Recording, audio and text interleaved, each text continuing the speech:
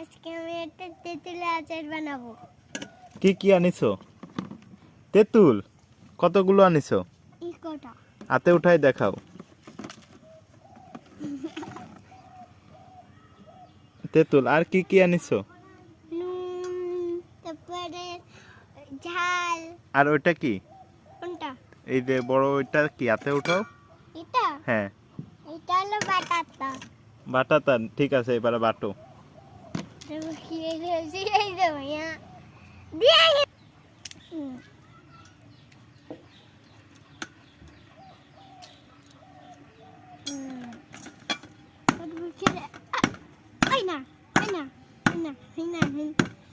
বাহ, অনেক সুন্দর হচ্ছে।